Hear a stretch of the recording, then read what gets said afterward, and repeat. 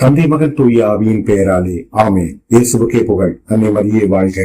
நீங்கள் தயாரா? உங்கள் வாழ்க்கையில் ஒரு புதிய ஆரம்பம் இயேசு கிறிஸ்து தருகிறார். முடிவு என்று நினைத்த உங்கள் வாழ்க்கை இந்த உயிர்ப்பின் மூலம் மாற்றப் போகிறார். அன்பான சகோதரர்களே, நல்வாழ்த்துக்கள். இன்று நாம் தியானிக்க போகும் தேவ வசனம் இயேசு கிறிஸ்துவின் உயிர்ப்பு பற்றியாகும். பரிசுத்த ஆவியானவரே இந்த வார்த்தையை ஆசீர்வதிப்பாராக. அவர் இங்கே இல்லை, உயிர்த்தெழுந்தார். மத்தேயு 28:6 இவ்வாறு சொல்கிறது. நான் உயிர்த்தெழுதலும் ஜீவனுமாய் இருக்கிறேன். யோவான் 11:25 இவ்வாறு சொல்கிறது. இதோடு முடிந்து விட்டது என்று சீடர்கள் பயந்து ஓடினார்கள். நம்பிக்கை உடைந்தது போல் இருந்தது. ஆனால் சிலுவையின் கொடூர பாடுகள் தோல்வி போல தோன்றினாலும் அது மனித குலத்தின் பாவங்களை கழுவி வெற்றியின் பாதையை எடுத்து சென்று வெற்றியடை வைத்தது.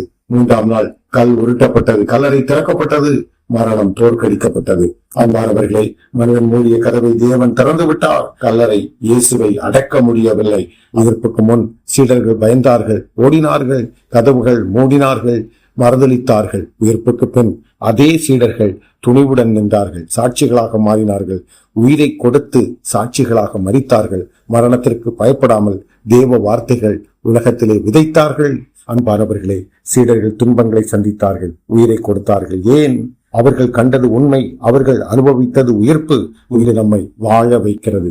உன் வலி தீரப்போகிறது, உன் தோல்வி ஓடப்போகிறது, உன் கண்ணீர் துடைக்கப்படுகிறது. நான் உயிர்த்தெழுதலும் ஜீவனுமாய் இருக்கிறேன் என்று சொன்ன இயேசு இந்த உயிர்ப்பு நாளில் உன்னை புதிதாக மாற்றப் போகிறார். இயேசுவின் உயிர்ப்பு பாவத்திலிருந்து விடுதலை தரப்போகிறது, பயத்திலிருந்து விடுதலை தரப்போகிறது, மரண பயத்திலிருந்து நம்பிக்கை எழும்பி உன் வாழ்க்கையே மாற்றப் போகிறது.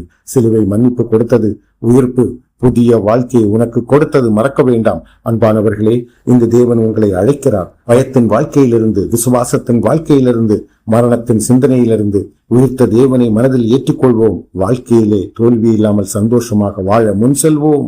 வாருங்கள், ஜெபம் செய்வோம். அன்புள்ள பரலோக பிதாவே, உன் மகனாகிய இயேசு கிறிஸ்துவின் உயிர்ப்பிற்காக நன்றி செலுத்துகிறோம். அந்த நாளை இன்று நாங்கள் கொண்டாடுகிறோம். எங்கள் இதயங்களிலே உயிர்ப்பின் செய்தி புதிய வெளிச்சம் தருவதாக நாங்கள் பல இடங்களில் முடிந்து விட்டோம் என்று நினைத்தோம். ஆனால் இன்று இந்த செய்தி எங்களுக்கு ஒரு புதிய ஆரம்பத்தை கொடுக்கிறது, புதிய வெளிச்சத்தை கொடுக்கிறது, புதிய ஜீவனை அருள்கிறது. எங்கள் பாவங்களை மன்னியும் ஆண்டவரே. எங்கள் வாழ்க்கையை புதுப்பித்து புதிய ஜீவனாக மாற்றுவீராக. ஆண்டவராகிய இயேசுவே, எங்கள் இருதயங்களில் வாசமாய் இருப்பீராக.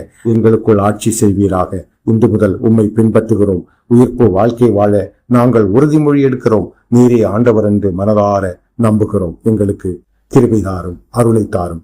இயேசு நாமத்தில் ஜெபிக்கிறோம் எங்கள் நல்ல பிதாவே, ஆமென். தந்தை மகன் தூய ஆவியின் பெயராலே ஆமென். இயேசுவுக்கே புகழ். அன்னை மரியே வாழ்க. நன்றி, வணக்கம்.